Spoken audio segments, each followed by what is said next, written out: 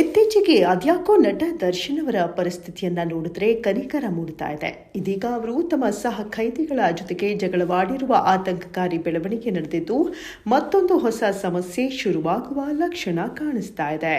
ಲಕ್ಷಾಂತರ ಜನ ಅಭಿಮಾನಿಗಳು, ಸೂಪರ್ ಸ್ಟಾರ್ ಪಟ್ಟ, ಯಾರಿಗೂ ಸಿಗದ ಕಲ್ಟ್ ಫ್ಯಾನ್ ಬೇಸ್, ಕೋಟಿ ಸಂಭಾವನೆ, ಒಟ್ಟಾರೆ ಬೇರೆ ರಾಜ್ಯದ ಸಿನಿಮಾ ಮೇಕರ್ಸ್ಗಳು ಕನ್ನಡದತ್ತ ತಿರುಗಿ ನೋಡುವಷ್ಟು ಜನಪ್ರಿಯತೆ ಇಷ್ಟೆಲ್ಲ ಇದ್ದು ಅದನ್ನು ಉಳಿಸಿಕೊಳ್ಳುವಲ್ಲಿ ಎಡವಿರುವ ದರ್ಶನ್ ಇಂದು ಜೈಲಿನಲ್ಲಿ ಪಡಬಾರದ ಕಷ್ಟಪಡ್ತಾ ಇರುವುದನ್ನು ನೋಡಿದ್ರೆ ಅವರ ಅಭಿಮಾನಿಗಳಿಗೆ ಮಾತ್ರವೇ ಅಲ್ಲ, ಎಲ್ಲ ಕನ್ನಡಿಗರಿಗೂ ಅಯ್ಯೋ ಪಾಪ ಅನ್ನಿಸ್ತಾ ಇದೆ.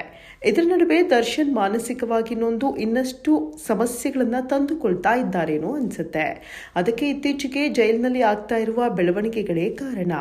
ರೇಣುಕಾಸ್ವಾಮಿ ಕೊಲೆ ಪ್ರಕರಣದಲ್ಲಿ ಸುಪ್ರೀಂ ಕೋರ್ಟ್ ಜಾಮೀನು ರದ್ದು ಮಾಡುತ್ತಿದ್ದಂತೆ ದರ್ಶನ್ ಮತ್ತೆ ಜೈಲು ಸೇರಿದ್ದು ಅವರ ಮನಸ್ಥಿತಿಯ ಮೇಲೂ ಅದು ಪರಿಣಾಮ ಬೀರ್ತಿದೆ ಅನ್ನೋದು ಬೆಳಕಿಗೆ ಬರ್ತಾ ಇದೆ. ಪರಪ್ಪನ ಅಗ್ರಹಾರದಲ್ಲಿ ಇತ್ತೀಚೆಗೆ ಕಠಿಣ ನಿಯಮಗಳು ಜಾರಿಯಲ್ಲಿವೆ. ಜೈಲಿನ ಪಾರ್ಟಿ ವಿಡಿಯೋಗಳು ವೈರಲ್ ಆದ ನಂತರ ಹೊಸ ಅಧಿಕಾರಿಯಾಗಿ ಬಂದ IPS ಅಂಶುಕುಮಾರ್ ಸಂಪೂರ್ಣವಾಗಿ ಕ್ರಮ ಕಟ್ಟುನಿಟ್ಟಾಗಿಸಿದ್ದಾರೆ.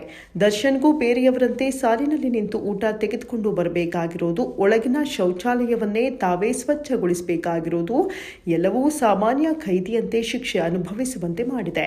ಈ ಎಲ್ಲಾ ಹೊಸ ನಿಯಮಗಳು ದರ್ಶನ್ರನ್ನ ಮಾನಸಿಕವಾಗಿಯೂ ದೈಹಿಕವಾಗಿಯೂ ಕುಗ್ಗಿಸಿರುವಂತೆ ಕಾಣ್ತಾ ಇದೆ. ಈ ನಡುವೆ ಸಹ ಖೈದಿಗಳ ಜೊತೆ ರಂಪರಾದ್ದಾಂತವೂ ನಡೆದು ಹೋಗಿದೆ. ದರ್ಶನ್ ಜೊತೆ ಒಂದೇ ಸೆಲ್ನಲ್ಲಿ ಅನುಕುಮಾರ್, ಜಗ್ಗಾ, ನಾಗರಾಜು, ಪ್ರದೋಷ್, ಲಕ್ಷ್ಮಣ್ ಇದ್ದಾರೆ. ಇವರೆಲ್ಲ ರೇಣುಕಾಸ್ವಾಮಿ ಹತ್ಯೆ ಪ್ರಕರಣದ ಆರೋಪಿಗಳು. ಇವರ ಮಧ್ಯೆ ಕೆಲ ದಿನಗಳಿಂದ ಉದ್ವಿಗ್ನತೆ ಹೆಚ್ಚಾಗಿದೆ ಎನ್ನಲಾಗ್ತಾ ಇದೆ.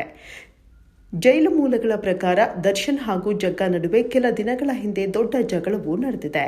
ಜೈಲು ಸಿಬ್ಬಂದಿಗೆ ಮಧ್ಯ ಪ್ರವೇಶ ಮಾಡಬೇಕಾದ ಮಟ್ಟಿಗೆ ಪರಿಸ್ಥಿತಿ ತೀವ್ರವಾಗಿತ್ತು ಎನ್ನುವ ಮಾಹಿತಿ ಹೊರಬಂದಿದೆ. ದರ್ಶನ್ ಸೆಲ್ನಲ್ಲಿ ಮಲಗಿದ್ದ ಸಹ ಖೈದಿಗಳನ್ನ ಕಾಲಿನಿಂದ ಒದ್ದು ಎಬ್ಬಿಸುವುದು, ಅವಾಚ್ಯ ಶಬ್ದ ಬಳಕೆ ಮಾಡುವುದು ಮಾಡ್ತಾರಂತೆ. ಇವುಗಳ ಬಗ್ಗೆ ಕೆಲ ಆರೋಪಿಗಳು ಅಸಮಾಧಾನ ವ್ಯಕ್ತಪಡಿಸಿರುವ ಮಾತುಗಳು ಕೇಳಿಬಂದಿವೆ.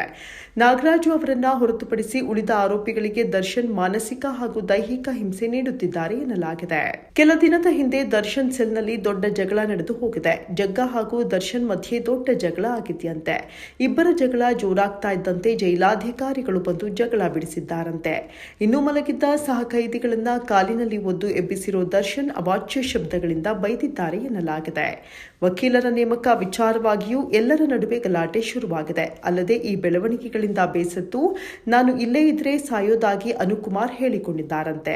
ಅನುಕುಮಾರ್ಗೆ ಜಾಮೀನು ಸಿಗ್ತಾ ಇಲ್ಲ ಎಂಬುದು ಒಂದು ಕಡೆಯಾದ್ರೆ ದರ್ಶನ್ ಚಿತ್ರಹಿಂಸೆ ತಡೆಯಲಾಗ್ತಾ ಇಲ್ಲ ಅನ್ನೋದು ಮತ್ತೊಂದು ಕಡೆ. ಹೀಗಾಗಿ ದರ್ಶನ್ ಸೆಲ್ ಮೇಲೆ ವಿಶೇಷ ಕಾಳಜಿ ಇಡಲಾಗಿದೆ.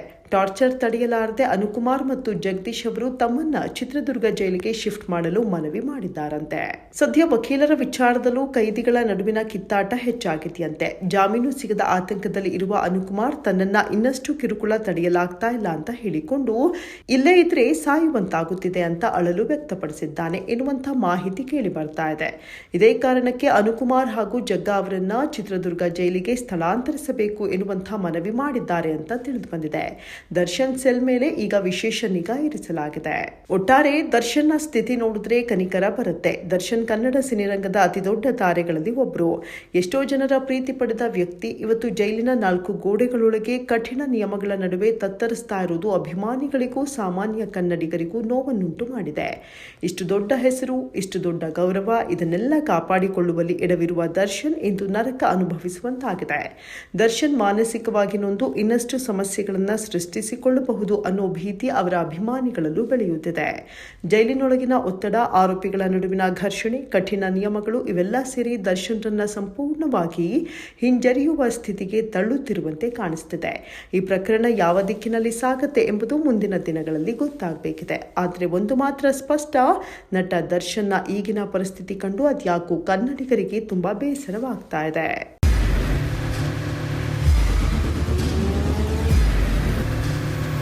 ಪ್ರಜಾಮಾರ್ಗ ನ್ಯೂಸ್, ಇದು ಜನಸಾಮಾನ್ಯರ ಧ್ವನಿ. ನಮಸ್ಕಾರ. ನೀವು ನೋಡ್ತಾ ಇದ್ದೀರಾ ಪ್ರಜಾಮಾರ್ಗ ನ್ಯೂಸ್. ರಾಷ್ಟ್ರದ, ರಾಜ್ಯದ, ರಾಜಕೀಯದ ಬಗ್ಗೆ ಹೆಚ್ಚಿನ ಸಿನಿಮಾ ಅಪ್ಡೇಟ್ಗಳಿಗಾಗಿ ಫಸ್ಟ್ ಲೈಕ್ ಮಾಡಿ, ಸಬ್ಸ್ಕ್ರೈಬ್ ಆಗಿ, ಹಾಗೆ ಫಾಲೋ ಕೂಡ ಮಾಡಬೇಕು.